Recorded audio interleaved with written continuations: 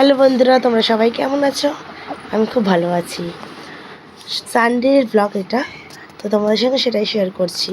তোমরা সবাই জানো আমি সেদিন আমার বড় মানির বাড়িতে গেছিলাম, সাথে পপুকে নিয়ে, আর আমার মা গেছিলো।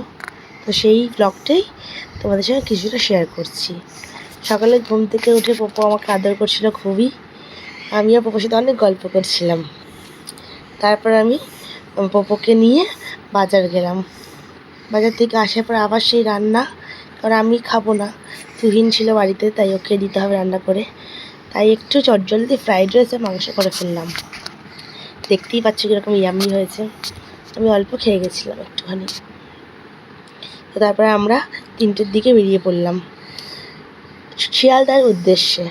অনেক বছর বলবো না, অনেক দিন হয়েছে মনে হয় যাই না। আমরা মোটামুটি মাস 3-4 হবে হয়তো, যাই না। তো অনেকদিন পরেই গেলাম, বেশ ভালো লাগছে, মজাও লাগছে, পপুও খুব এনজয় করছে।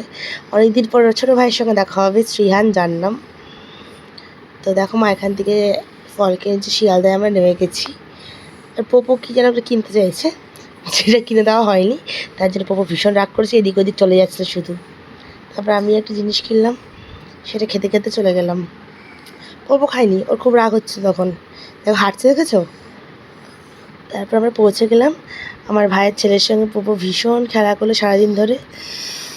আর ওই একটা কচ্ছপ রয়েছে বাড়িতে, ওটাকে নিয়ে ওরা খেলছিল। তারপর দুজন আমার গায়ের ওপর উঠে চটকা চটকি করলো সারাদিন, খুব আমরা এনজয় করলাম। এবার আমাদের বাড়ি যাওয়ার পালা, কারণ আমাকে বাড়ি থেকে একটু বেরাতে হবে, তাই আমরা তাড়াতাড়ি বেরিয়ে পড়লাম। ওপর যাওয়ার ইচ্ছে ছিল না, তো আজকে